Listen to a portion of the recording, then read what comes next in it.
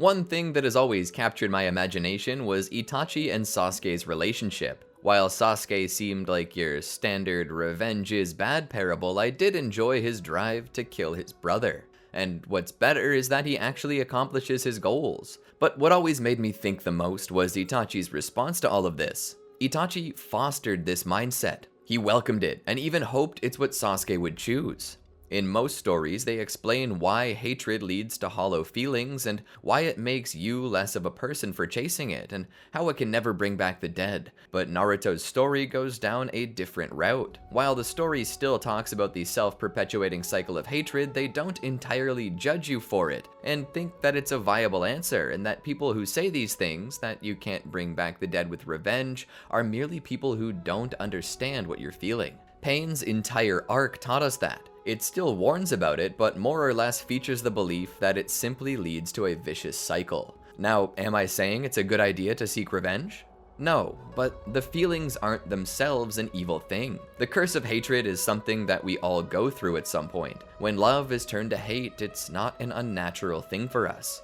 To be filled with anger and seek retribution is to be human. But as humans, imperfect and always growing and learning, we should strive to be more than human. To seek revenge is to seek justice for oneself, but to deny revenge is to seek justice for the future generations. But there I go, monologuing again, and rambling about the state of the world and the human condition. Did you not come here to be entertained? Then please, grab a bowl of popcorn and allow me to weave you a dream in the Amagi's world of Infinite Tsukuyomi. Let's view a world where Sasuke left with Itachi. Welcome to the Amagi. Before we begin, we publish a new video every day, so be sure to subscribe to our channel and ring the bell to be notified about our latest videos. We've also noticed that a lot of folks who are watching our videos aren't actually subscribed to the channel. We know that YouTube does a good job of getting you what you want to watch, but if you want to make sure that you don't miss a video, and if you want to support the Amagi, we'd really appreciate it if you clicked that subscribe button. Thanks so much. The Amagi's reach stretches beyond just this channel, so if you're a fan of us, please consider subscribing to our other channels and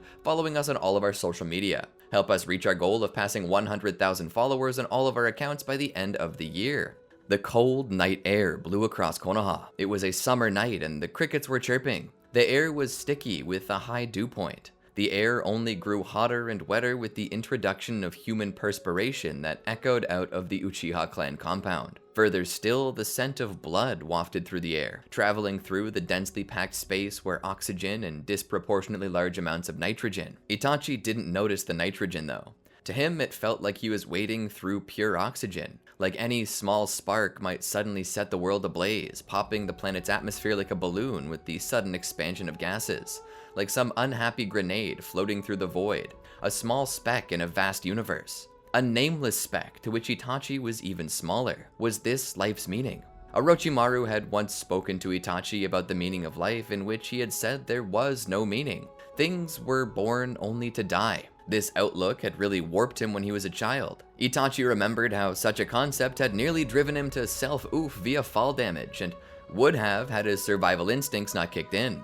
Jean-Paul Sartre once said, "Every existing thing is born without reason, prolongs itself out of weakness, and dies by chance." Itachi had thought he had experienced that. He felt as if this one phase was the story of his life. After all, Orochimaru seemed to believe it as well, and even now as he stood above the bodies of his own parents, he began to wonder what the purpose was for their lives. Why was his father born, if this was his fate? What good was the title of clan head if the end of it was the same grave he would have had without the title? What of Itachi? Was he born of his mother simply to supplant her into the ground? Was Itachi born to kill? Was he born as the physical manifestation of death? He looked out the window and saw the same crows that had haunted him for all of his life, flying through the vast expanse of the sky, calling together the fowls of Land of Fire to the Feast of Damnation. Itachi began to wonder what fate was worse, his or his clan's. Was it better to die a painful and fearful death, or was it better to live a guilty and dishonorable life? Was there even a difference at this point? What was the meaning of life? There was no meaning of life. Nothing held meaning.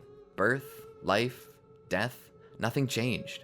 Whether you were breathing your first breath of oxygen as a baby in a hospital or breathing your last breath of water as a drowning sailor, it made no difference. The world was indifferent to your existence. It had spun since before your birth and would continue to spin after your death as well. Their lives made no difference. His life made no difference. Futility, pain, suffering, the causal nexuses that were tied to all beings. So many attempted to sever these ties, whether it was to flee into a world of infinite dreams where things revolved around them, or whether they sought to become Hokage for acknowledgement.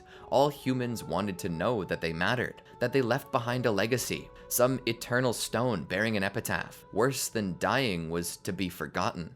Worse than being forgotten was never having been known at all. Nothing mattered. Itachi heard a shuffle behind him. No, something mattered. Something mattered more than all life. Something mattered more than every breath he would ever take. Something mattered more than every life in the Uchiha compound put together. Itachi turned around. Sasuke. The small boy stumbled backward, eyes full of tears, body quaking in terror as he looked upon the pool of blood that seeped out like crimson tree sap, slow and sticky, the devil's maple syrup on pancakes of human bone. The terror in his eyes, a fear of death so potent that death itself would be a mercy. Itachi stepped forward. Sasuke was his everything. He was his reason for fighting, his reason for killing, his reason for living, his reason for dying.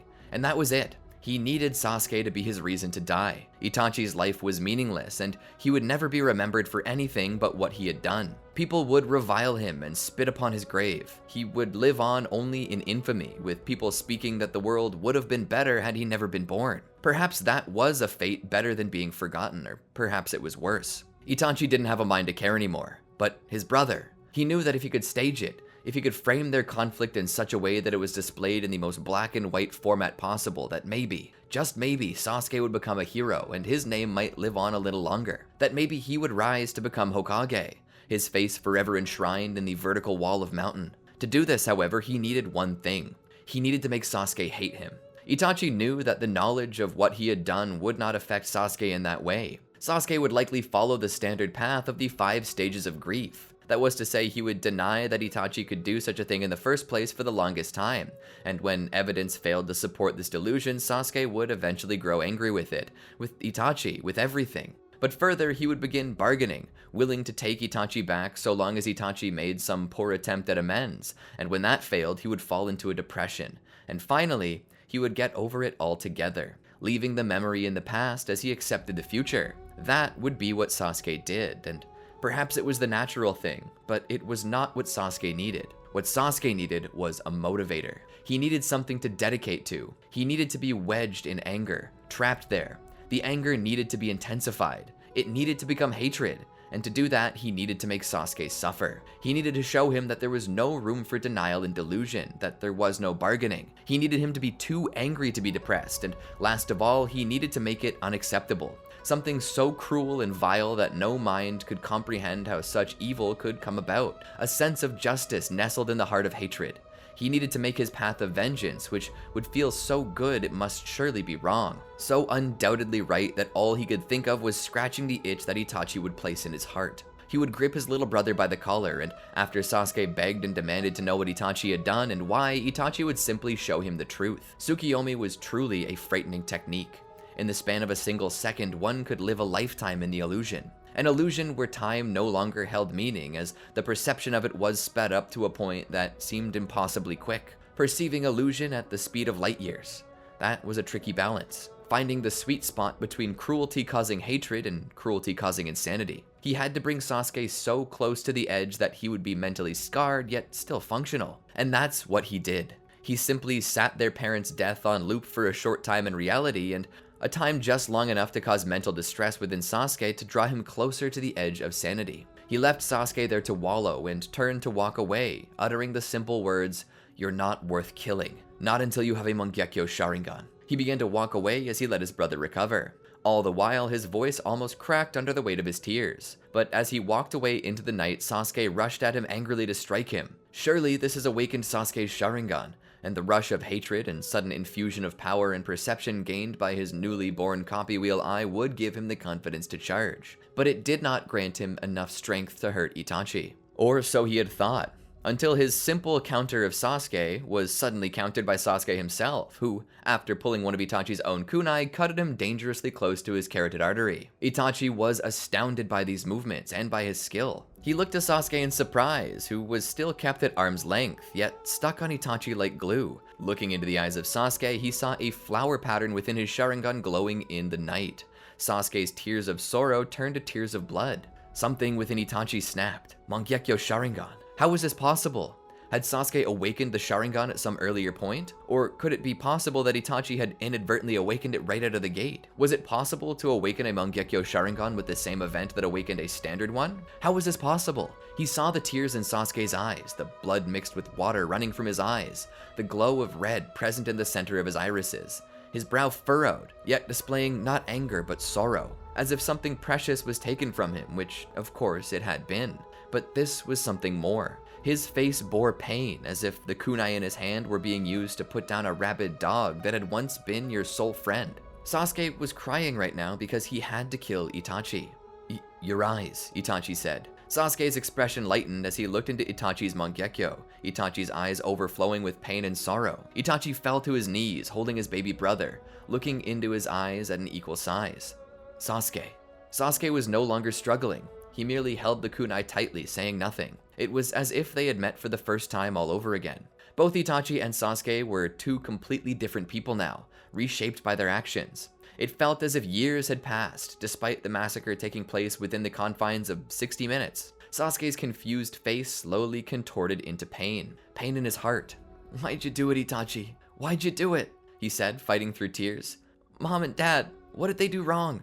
Itachi could not answer as he felt his tears overflowing. He pulled Sasuke into a hug, apologizing over and over again, begging for the boy's forgiveness, begging for his understanding. He had failed once more. He was too weak to sacrifice the thing that meant more to him than his own life. Itachi lifted Sasuke up into his arms, and together the two vanished into the night.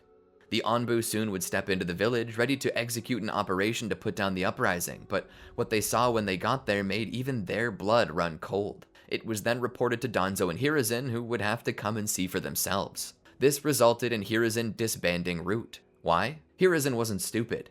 He knew that Danzo had something to do with this, he just couldn't prove it. Not yet. All the while, in an undisclosed location, Itachi brought Sasuke to a bedroom and lay him down in his bed.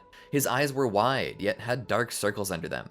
The contradiction of needing sleep, yet being unable to. Fear-induced insomnia. Itachi had known this himself and would soon experience the same, but he wanted Sasuke to sleep in hopes that he might forget what he had seen, maybe lessen the scars that Itachi now heavily regretted inflicting upon him. When Sasuke couldn't sleep, Itachi bid his brother to look into his eyes, to which Sasuke would carefully do. Itachi would cast a subtle genjutsu over Sasuke that would rob him of consciousness. The best thing about this was that Itachi could, through Tsukuyomi, control what manner of dreams Sasuke had and how long he would spend in it. He knew he and Sasuke couldn't remain in one place for long, but he crafted for Sasuke a world where everything was okay. A world where he maintained awareness of what he had done, a form of lucid dream. But a world in which he could come to terms with this with Itachi's help. A world to help quickly mend the wounds and trauma. As Sasuke lay there under the genjutsu that should put him to sleep, Itachi would notice how quickly Sasuke's chest pulsated from his heartbeat. Quick and hard, as if he were still in the moment. Leftovers from the experience. Itachi placed his back against the wall, next to the bed, and let out a gasp to relieve himself emotionally. Such turmoil in his head. He wanted to scream, wanted to cry. He wanted to have the meltdown that his mind drew so close to, but he couldn't. Not in the presence of Sasuke. Not while they were officially behind enemy territory. Suddenly, in the room, a masked man appeared. Itachi straightened up. Madara. The masked man strode a bit closer to Sasuke and with a single finger pushed a stray strand from the child's face. Your little brother, I presume. The one you sacrificed your life, conscience, and soul for? Itachi sat there, his hand tightly gripping a kunai. Oh, you can't be serious. Did I not just go out of my way to help you slaughter your people? Why would I turn on you now? Itachi's grip loosened. He lowered his head, exposing slightly his shame and weakness. The masked individual cared not for any of this and was merely here to offer him options moving forward. I assume you desire rest. I will give you time, but do not take too long. The Anbu still search for you. Once you're ready, make your way to the northern bank of the Naka River. There, I will have a boat waiting, and we can flee to safety. There is a place we can go. A place that will accept you and I into its ranks, and offer protection to us and your brother. Itachi said nothing. The masked man lingered for a moment to see if Itachi had anything more to say, but he didn't. Just don't keep me waiting long. The masked man disappeared. Itachi took a breath and wiped his face. He leaned his head against the headboard, his body wedged between the bed and the dresser. In one hand he held a kunai, and in the other he held Sasuke's hand. Closing his eyes, his body shivered, nerves a total wreck. His face was pale and sweaty, as if he were truly sick, but still he didn't complain. He attempted to sleep. Sasuke and Itachi managed to rest from that moment until just before sunrise, where Itachi would wake up and stand. He would come to Sasuke's side and release the genjutsu. Slowly, Sasuke's eyes would open and he would look at Itachi silently without much of an expression at all. Itachi looked down on him the same, but after a slightly drawn-out blink, Itachi's expression softened. "Let's go find a home." He lifted the boy onto his shoulders and made his way out the window. First things first, he needed to visit Hiruzen and report to him right away. Sasuke likely had no idea what was happening. Hiruzen was already up and walking about. He hadn't slept since the incident occurred. Itachi approached Hiruzen, letting Sasuke down and taking his hand. They both walked up to the Hokage. Hiruzen looked back to see Itachi and Sasuke. He took a long, deep inhalation from his pipe before beating the smoldering tobacco out of it on the railing. He placed it in his pocket and walked over to them. Itachi began the conversation with a simple status report. Mission accomplished. Hiruzen seemed disturbed deeply by what he said. "This was never the mission I approved, Itachi." Itachi shook his head. "No, but you can't deny the result. Konoha's balance will soon be restored, and the threat of a world war will no longer be on the horizon. The threat of war will not be on the horizon yet." Hiruzen spoke. He looked up at Itachi. "It'll come, all the same, because that's the destiny of shinobi and humanity as a whole. And when it comes, we'll be the lesser without the Uchiha." Itachi silently thought about it before continuing. "Let the Hyuga pick up the slack. They're more than capable. And so long as Konoha retains its Jinchuriki, your futures are secured." Hiruzen looked down at Sasuke for a moment before kneeling down. Sasuke appeared dead behind the eyes as he looked up at Hiruzen. "Is little Sasuke okay?" Itachi shook his head. "No, and he probably never will be. Nor will I, but we'll survive. We always do." "You really ought to think about what's best for your brother. If you take him with you, the both of you will always be running, will always be hunted. He'll grow up a fugitive, and you'll never be able to live a happy, stable life. If you leave him here with me, I'll find a place for him. He'll be safe." Itachi looked down at Sasuke, who offered no sign externally of anything, even of consciousness. He remembered Danzo. "Sasuke will be safer with me. Perhaps we'll always be on the run, but we'll have each other." Hiruzen looked to Itachi once again after a brief glance at the child. "Where will you go?" Itachi thought about it. "There's a rogue shinobi team, a group of terrorists who seem interested in Konoha. I will join them and report back anything I see there to you." Hiruzen shook his head. "You've done enough for Konoha. Run away and make a home on some simple island somewhere. The village hidden in the mist will likely be safe for you. They're no stranger to killing and genocide. I'm sure you'll be fine there, and Sasuke will be able to attend school."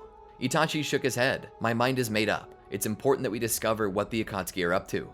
"Are you sure that's what's best for Sasuke, though? Are you sure he'll be safe?" Itachi recalled seeing Sasuke awaken his Mangekyo Sharingan. "I think he'll be fine." Hiruzen sighed. "Fine then.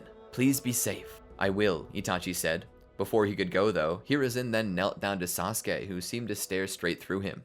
"Sasuke." The boy's eyes looked to Hiruzen's, though they maintained the same dead stare. Hiruzen offered a smile. "Listen to your brother, okay?"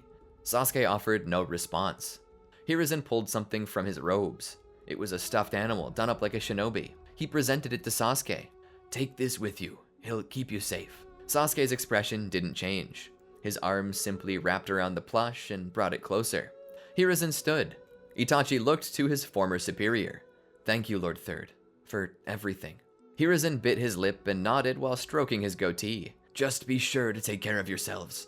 And like that, the two were gone, like leaves in the wind. True shinobi who inherited the will of fire, a tiny ember which, though it had left the village, would erupt into a wildfire wherever it went. Itachi was a true shinobi, and he had inherited a dedication to the village that would make even Hashirama proud. Together, Itachi and Sasuke made their way through the forest until they reached the northern bank of the Naka River. There they met with the masked man who had a Tosawa-san waiting for them. Itachi took one look at the fishing boat and wondered who Madara had killed to take it from.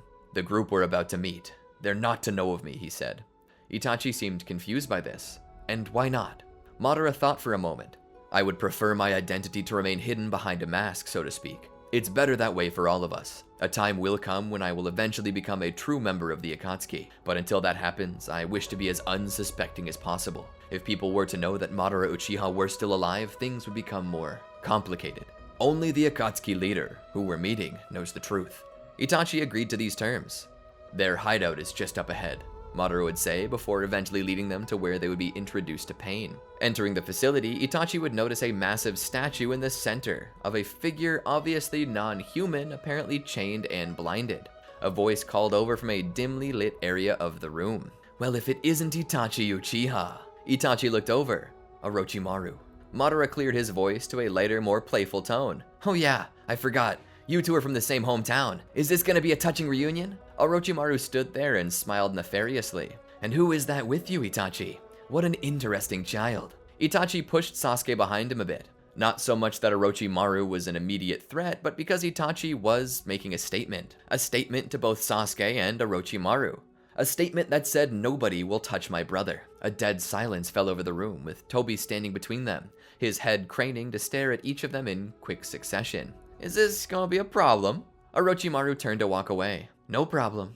No problem at all. Itachi was led deeper with his brother into a room where waited Pain and his aide, Konan. Itachi saw the man's eyes and did not recognize the dojutsu right off the bat, but by the mere presence and force of his chakra, Itachi knew it must be something fairly powerful. But for a moment, Pain's gaze turned to Sasuke, who, in response, pulled closer to Itachi, the first expressive movement he had made all day. Pain's eyes turned back up to Itachi, as if to tell him that this was a shinobi outfit, not a daycare. He spoke. The Akatsuki are a group dedicated to world peace. Instead of 5 great nations, the world shall be ruled by the Akatsuki. Itachi scoffed. That's quite a lofty goal. Pain acknowledged this.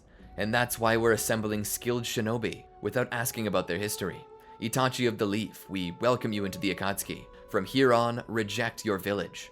Itachi stood there and looked down at Sasuke, who looked back at him with a timid look in his eyes. Itachi smiled and placed his hand on Sasuke's head, and then removed his headband. Placing it on a rock, he took a kunai in his hand. He looked at the kunai before looking at the symbol of Konoha, his family, his clan, his friends, his comrades, his village. All of it had been sacrificed for their security, for Sasuke's security. And with this final act, he was severed. He knew he could never return to Konoha again, not as a citizen anyway, but the defacing of this forehead protector carried with it a sense of finality, as if this marked the end of everything. Pain looked at him with a slightly questioning gaze. Itachi realized he had been stalling. He put his kunai up against the metal, pressed down, and with a single quick motion carved a mark through it. With this done, Pain approached him. Starting now, you are Itachi of the Akatsuki. He presented Itachi with a ring of the color red, and at the center of it was a kanji for the word scarlet. Show the world Pain.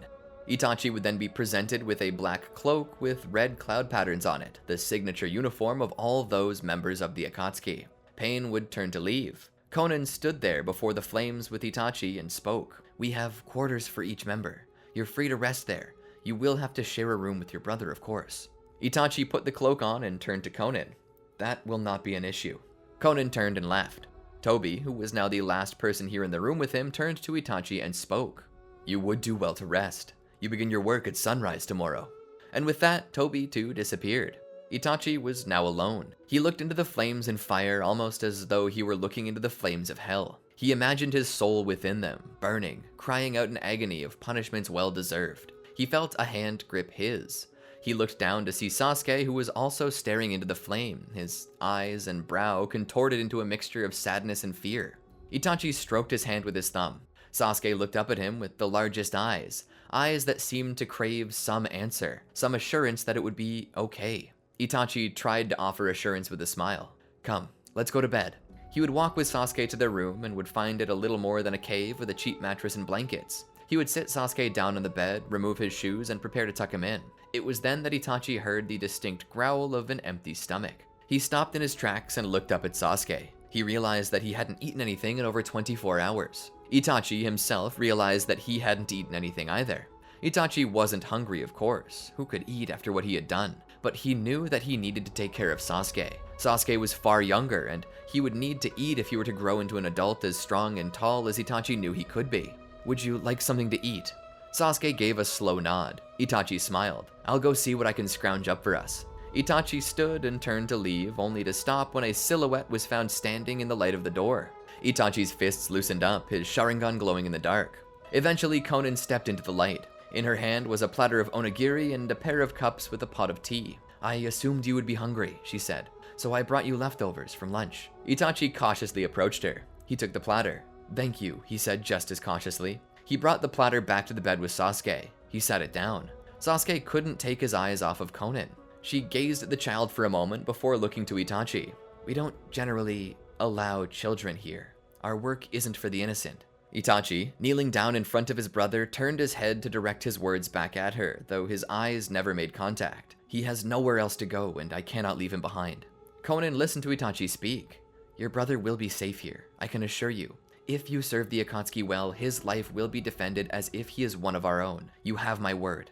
Itachi thought on this, and then he felt slightly touched that she would say something like this. She walked over and approached them, to which Itachi kept careful awareness of. She knelt down in front of Sasuke, who obviously found her appearance to be unsettling. She pulled out a piece of paper without breaking eye contact. Sasuke seemed terrified now. Even Itachi turned his full attention toward her. She then displayed it in her hand. It appeared to be origami, a frog it seemed. This captured Sasuke's attention. Conan raised a finger and placed the frog on the ground. She pushed down on the bottom of it and then slid her finger off. The frog would then jump into the air, springing forward like a real frog. Suddenly, Sasuke's eyes lit up and his mouth pulled into a wide open smile, as if this novel experience were the most exciting and engaging thing he had ever been a part of. She picked up the frog and presented it to him. Itachi smiled, as he had not seen Sasuke smile like this in quite some time. "Thank you for that," he said to Conan. "He's been through so much the past few days. I was beginning to think that he might not ever smile again."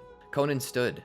"Never forget that we fight for a future where kids like him will always smile." She turned around and left the room. Sasuke's smile remained for some time. Itachi presented him with a rice ball. Sasuke took it happily and bit into it, devouring it almost whole. Itachi had to ask him to slow down for fear he might choke. Itachi presented him with a cup of tea. Sasuke took the tea and used it to help wash down what remained of the bite in his mouth. He let out a sigh. Itachi ate the rest of the onigiri on his own. After this, Itachi stood there and removed his shoes and his cloak and sat them to the side. Returning to Sasuke, he lay the boy back in bed and covered him with a blanket before setting his froggy to the side. "Are you going to be able to sleep?" he asked his little brother. He was ready to cast another Tsukuyomi if he needed to. He knew he could only use it so many times before blindness set in, but he was willing to do this for his brother if he needed. Sasuke refused, however, sure he could sleep on his own. Itachi smiled. "You're very strong." He then crawled in beside him and snuggled up. Together, they fell asleep. The next day, Itachi woke at dawn. Conan came to the door and told him what was needed for his first meeting. Itachi saw Sasuke sleeping soundly and decided that it was best not to disturb him. So he stood, grabbed his coat and shoes, and stepped outside. Coming out of the base, he saw the group had met on a cliff face overlooking the horizon. The sun was rising. Itachi watched it with the others. After the sun made its way above the horizon and into the sky, each member turned to start leaving. "Most meaningless meeting of all my life," Itachi thought to himself as he began to turn and leave. Suddenly, Pain spoke up. "Itachi, you will be teamed with Juzo. Juzo Biwa, a former member of the 7 Ninja Swordsmen of the Mist, the current carrier of the Executioner's Blade." The new swordsman didn't seem too pleased with this new situation, stuck with the new guy, but at the same time he didn't protest. Juzo bid Itachi to follow him, and Itachi did. The two turned to leave. As they walked away, Itachi reflected on the new life he now lived, as well as the one that Sasuke had been forced into. He hoped his brother could forgive him for this, but all the same, he hoped that he didn't. In the end, he still hoped that one day he might meet his end at Sasuke's hand, but until then, he was fine continuing to play the big brother. And that's where I want to call it quits for the time being. I hope you enjoyed this video. I sure know I did. I got to run absolutely wild with this one. I haven't enjoyed myself like that since probably the Sasuke gave Naruto Sharingan series. If you're new to the channel and missed those, they're highly recommended. The emotional flow was just too perfect and reminded me of that so very much. I'm truly looking forward to continuing this story, but I would like to know what you think. Did you like the video? If so, be sure to click that thumbs up and let us know in the comments. If you have critiques for things about the video that you wished were different or have ideas on how to make future parts better, let me know that too. And if you have more ideas that you might like to see get turned into a what-if scenario, then please contact us at Amagi Publishing. We'll leave a link down below. Be sure to subscribe and ring that bell for our latest content, and until next time, peace. Did you enjoy our video? Well, then be sure to check out these other great videos from the Amagi, and make sure to subscribe and ring the bell to get notified about our latest videos.